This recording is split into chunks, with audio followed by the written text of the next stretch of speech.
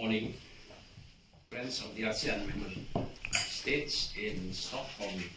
Allow me at the outset to welcome you to the Indonesian Embassy. Yesterday, Ambassador Sumadi shared his insight and information regarding the ASEAN outlook on Indo-Pacific, and it was really fruitful ending. I think there is no need for me to introduce Ambassador Sumadi Pratodiningrat. For us diplomats, Indonesian diplomats, Bapak Sumadi is one of our gurus as negotiator on many issues, especially on trade, political issues, social, environmental issues. He always thinks in a broader perspective, not only in bilateral side, but also in regional and global perspective. And today we are going to discuss the European FTA. This is Indonesia experience. And Ambassador Sumadi was leading the negotiation on European Free Trade Area, FTA, Indonesia Comprehensive Economic Partnership or SEPA, that has been signed in Jakarta December 16 last year.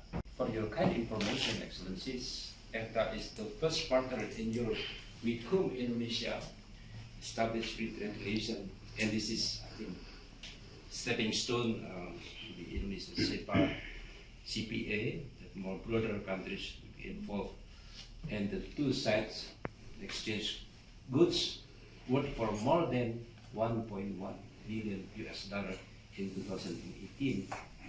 Ambassador Sumadi in front of us is the ambassador representative of the ASEAN Committee in Stockholm, very active. And now I would like to invite Ambassador Sumadi to share his views on experience on FTA. You may wish to share with us on how is the process, negotiation, what is the coverage, obstacle, ratification. Of course, we have also Vietnam, later the Philippines, already signed the agreement with FTA, could also add value of our discussion. So without further ado, please join me in welcoming Ambassador Sumadi Pratodiningrat. Ambassador, the floor is yours. Thank you very much. The program was yesterday, and today you are kind enough to organize a luncheon later on and an opportunity for me to meet with our ASEAN colleagues. But of course, as it's already so many times being said, there's no such thing as free lunch. So I'm asked by the ambassador to share an experience in the trade negotiations. As I shared with you, I retired 14 years ago after completing my term in Washington DC, and immediately, even before I left Washington, I was already appointed as a lead negotiator, chief negotiator for our first ever bilateral FTA, which was later on converted into a SEPA, CPA, which I did for 3.5 years and completed in 2009. And immediately after that, they also asked me to continue to chair our negotiation of SEPA with the FTA countries, which actually West European countries who are not members, precisely not members of the EU. Why is that? Because, of course, the first initiative coming from them. And as far as Vietnam is concerned, my knowledge is that you are not negotiating with FTA, but you are negotiating only with Switzerland. And Switzerland, of course, is one of the FTA members. With Thailand, the negotiations was started, but then for political reasons it was stopped in the middle of the process. The Philippines started after us, but they finished the first in trade negotiations with FTA. We completed, as Ambassador has already told you, late last year as with Christmas presents. It was signed right before Christmas, and Malaysia still continued, and it was stopped because of palm oil. So now I would like to share with you why the negotiations was have a special meaning in the sense that yes, FTA is only for European countries, but they are As far as the three of them, Iceland and Norway, even though they are not members of the EU, they are part of what they call this European Economic Area. And Switzerland, at the same time, for Liechtenstein, because it's more or less the same economy, have a special agreement with the European Union. So negotiating with FTA means not only aiming at the market of the four countries, but the whole Europe market behind it because of this special arrangement between them and the European Union. And they also very much attractive because negotiating with Indonesia or Vietnam or Thailand or Philippines, they have aiming at the ASEAN market behind each of us. So this is the why they do it. Our own rationale is that why we finally agreed to negotiate a trade agreement with FTA. Let me say that many perceived that we have already almost saturated what we call the traditional market, which are the developed countries.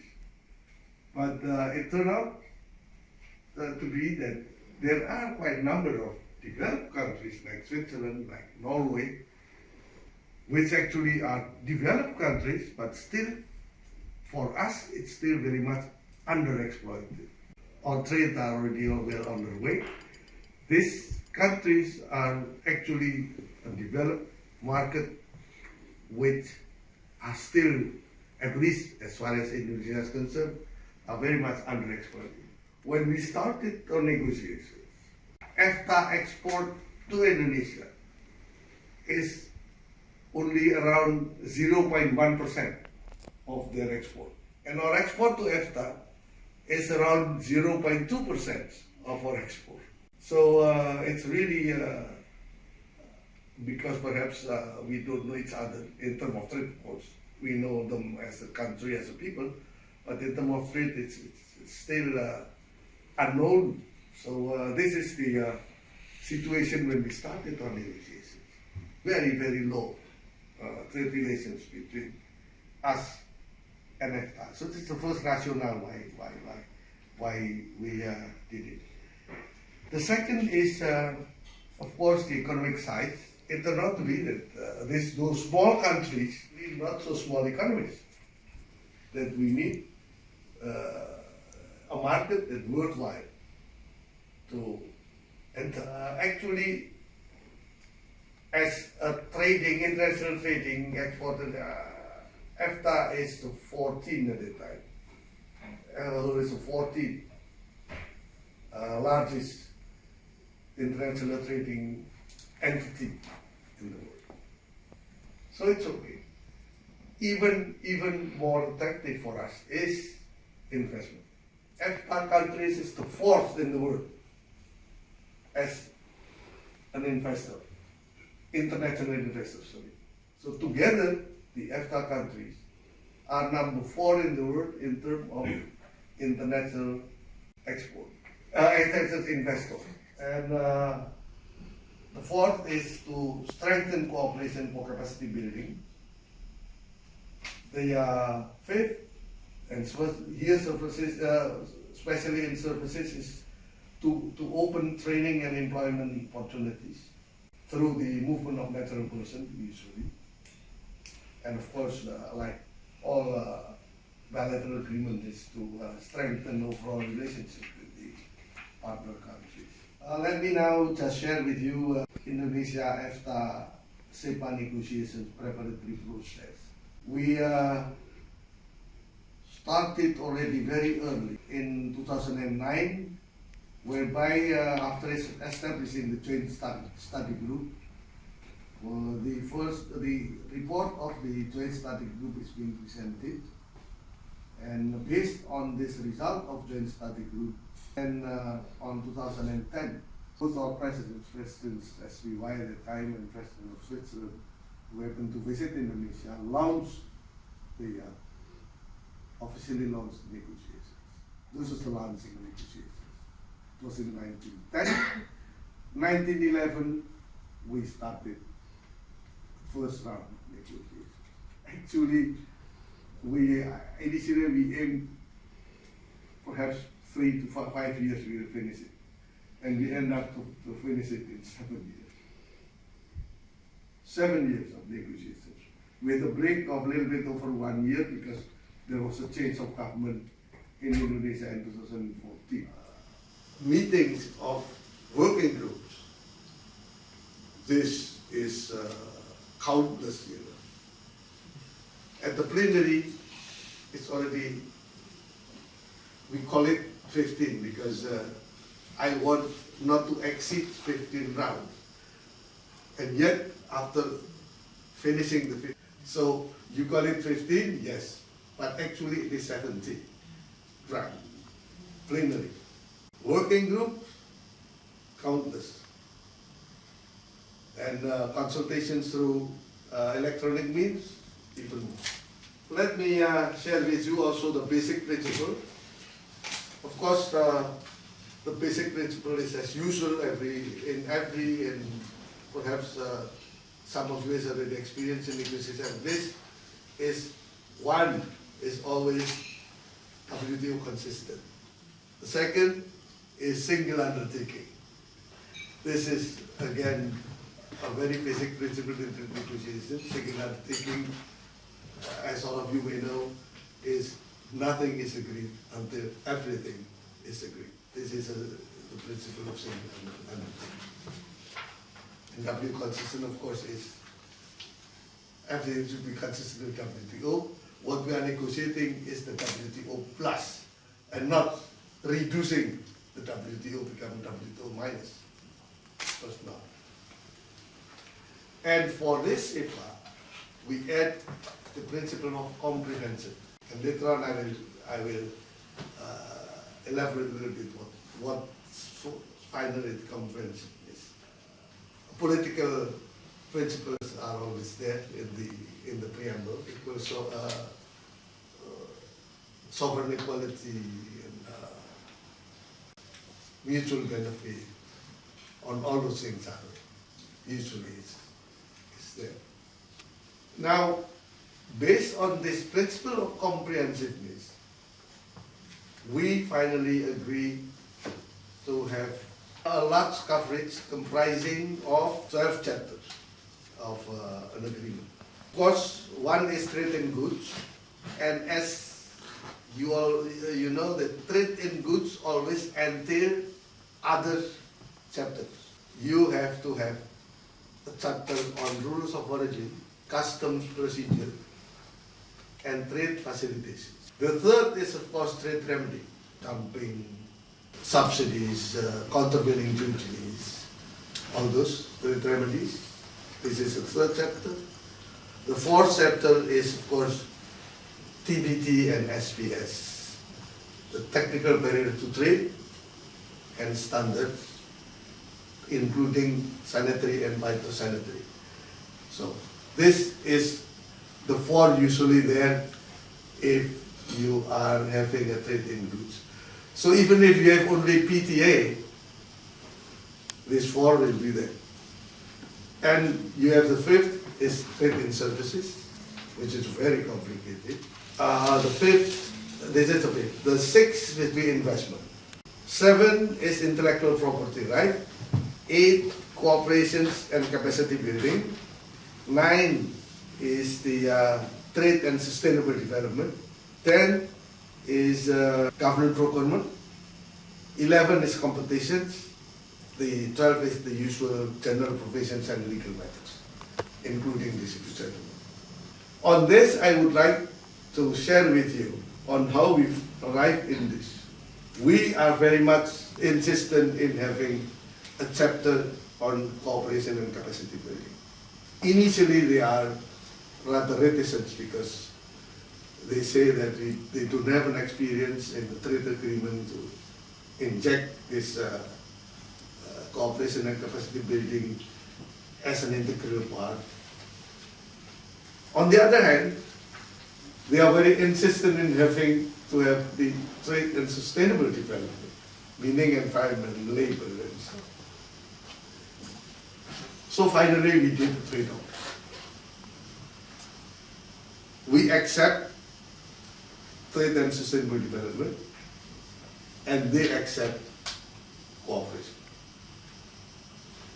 With one proviso: both will not be included in the schemes of dispute settlement. If there is a problem in the implementation of those two chapters, we will settle it through consultations. No dispute settlement. Whatever. Problem that they are having in cooperation is, of course, funding, one. The second is that FTA has no common development cooperation policy with each and every entity. After the umbrella agreement, funding become a problem for them in distinguishing between bilateral cooperation projects and projects under this framework, the framework of this trade agreement. We just don't want to take the bilateral project as, let us just pick this bilateral project and name it this ESEPA project. We don't have under the framework of this agreement. On trade and sustainable development, our worry is that they will use this as a means to bilateralize multilateral agreement on two counts. First is to push us to agree on things that we still don't agree at the multilateral forum. The second is, if there is a violations or breach of a multilateral agreement by us, which should not be brought through a multilateral process, they will also try to push it to address it in this bilateral agreement. We don't want it, especially if in the, for instance, a problem that we have in agreement on labor, for instance. They will try to have a double enforcement use, multilateral and bilateral. This is things that because we, and again, the problem with sustainable development is they are very much focusing only on environment and social aspect. And we are very much insistent also on development aspects, including poverty alleviations, that they are very reluctant to. So these are the compromise between cooperations and trade and sustainable development finally will be getting. Two is also a very difficult when we initially discussed of the coverage is on government procurement. Government procurement, we are still, as you know, in WTO we don't have as yet an agreement on government procurement. So if you negotiate a free trade agreement with the developed country, they always very insisted, and especially in TPP, on to include government procurement. In many of our countries, they are kind of WTO schemes because it's something we paid through taxes, and we would like to have still our own sovereign decision, surrender it to a bilateral or multilateral agreement on how to use that one. They would like to see that government procurement is being open like other sectors. Finally, we have compromised the APEC down and agreed, yes, we will have a chapter on the government procurement, but consisting only on two. They insist on transparency, yes, we give it, and we insist on cooperation. We need cooperation from them, capacity building, for instance, on electronic bidding, for instance. We are still need to, what you call it, improve our system in electronic bidding. So this is on government procurement, finally we have it. Competition is also a problem because we have a different system in our competition policy. The rationale actually is understandable because if the market is open, then they should not be discriminated in terms of competition in the market. But the problem we are always having is that the system, the legal process afterwards, the authority institutions between countries are still very different. So again here, finally, we agree, like in government procurement, we open the chapter only for two objectives, which is one, transparency, second is cooperation. So finally we have, and then we negotiated one by one. The implementation process, this one is already covered. When we negotiated, what were the early specific issues that we are facing? One is that FTA countries, being like ASEAN also, they don't have a common agricultural policy. So like in cooperations, finally, when we negotiated in goods, especially on agricultural products, the scheduling we negotiated with one by one. So the text, meaning the norms, we negotiated with FTA as a whole, but for the schedules on the export and import, on the tariff, we negotiated with one by one.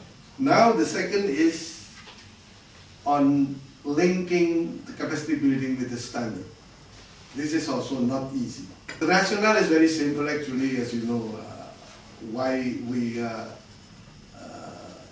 move from FTA to CEPA for Comprehensive Economic Partnership Agreement is the difference is only one, which is capacity building cooperations. Because even if we get a zero tariff, if the tariff is eliminated, but with such a high standard, we cannot actually benefit from that open market. On the other hand, it will be unfair for us to ask them to lower the standard. So the only rational solution is they help us to upgrade our standard. Simple, but in practice, when it comes to nitty-gritty, how it could be done, it creates also a problem. This is the second hurdle at that time. The third is the market access through investment. In our market is very much attractive. In Indonesia, we have a large domestic market. And of course, you understand us. If we would like very much, we will open our market not by buying their export, by asking them to invest in Indonesia and benefit from our market, from their investment there. This is our aim. The negotiation, of course, is what kind of incentive we give to the investment and so on. And so that they finally, and make us to be part of the supply chain at least. The another hurdle is, of course, and this is very, very difficult. I think all ASEAN countries are experiencing which is the movement of natural persons. Immigration law of these European countries, including FTA countries, is so difficult for citizens, let alone to work in here. Even to enter here, to stay for a rather long period of time is already very difficult. And here again is the thing that we try to get how we can do this. And the government procurement I've already explained to you. So those are among the difficulties that we encountered in the earlier part of negotiations. But there was, very fortunately, what I can call it a pre-ratification early harvest. Even during the negotiations, which last for 7 years, even before the negotiation completed, because of the increasing interactions between us, the trade volume between Indonesia and FTA is already tripled. In 211 until 2017, even before we completed our negotiations, the trade volume is already tripled. And what is again make us happy in Indonesia is that when we started our negotiation, we are in deficit in our trade with FTA countries in 2011. In 2017, we experienced surplus. Once again, even before the negotiation being completed. And last, I would like to share with you what was the main or the major trade-off to finalize our negotiations. In trade and services, the trade-off is internal, meaning within the same chapter of trade and services, which is a bit of lenience in a program of apprenticeships. We get it, and they get from us an increase of ownership investment. Initially, we practically in all services sector, we set the maximum ownership at 49%. They get, as a trade-off, they get from us in several service sectors, we give them more than 50%. Meaning they can have a majority ownership in several sectors and services. Well, thank you very much, Ambassadors, Excellencies, for this opportunity to share among us, ASEAN family, what I could add to this very complete, comprehensive background of the FTA negotiations. We have followed the same route almost 100 years. I mean, to exaggerate it. Just for information, that each FTA country, we have to negotiate individually for their parliament to ratify it. And even if, in principle, the Philippines FTA was signed and supposed to, or actually entered into force last the 1st of June 2018, it was only recently that Iceland ratified the agreement by the parliament, and only then can we say that all these FTA countries have now agreed to ratify it, I mean in their parliaments. And also in the agreement itself, I have not read all of it, I have to admit, it's thick like this. We left that to our negotiators. But what, for us anyhow, in the Philippines, since Norway, we have very close relations with Norway, which the pillar of which is our maritime relations. I mean, like Indonesia, we have, in the maritime relations, we have lots of employment opportunities. Our seamen in Norwegian passenger and cargo ships.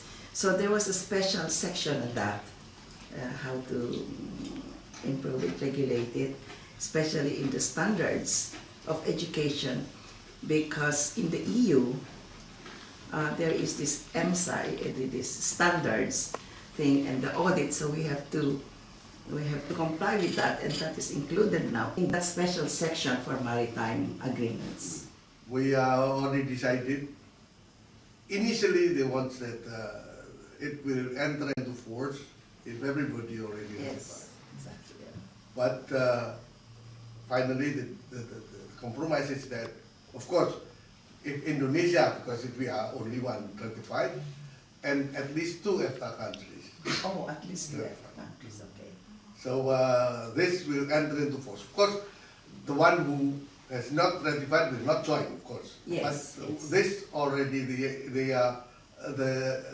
agreement will be already implementable. On the second point, I agree with you. Even though the agreement is already there, in practice, how to implement this agreement is not as simple as you might think. And this is actually reason why, even though we have an agreement, many of our traders private sector opted to go the MFN way and not trying to benefit from the agreement, because according to them it's too complicated technically, it's take times, it's very difficult even to fill the forms and so. Now, we do it now while we are in the process of parliamentary process for ratification. We also try to reach our stakeholders and to try to inform or train them on how to technically make use of the agreement. Even the medium enterprise is still has a difficult. I have some questions. You said that signing or negotiating is already very, very difficult, and to get our deals, implementing it, and how you can prepare for the businesses, understand and to really not to violate any articles in this is also another things. And so what have you done in preparations for the businesses? And so far you have already you get all the ratifications of all the parliaments? We started the process on the beginning of this year. I agree that perhaps there are things that people later on will take measures, do actions. We are in contravention with the agreement. Yeah, why negotiations take so long? It's not only the bargaining between us and them. I even say that because I'm also trying to share experience of quote unquote to teach in the our training center, diplomatic training center on trade negotiations, is that in bilateral trade negotiations, it's 40% you are facing that one, and 60% you are facing that one. During the negotiations, it's more than 20 ministries and other government institutions participating.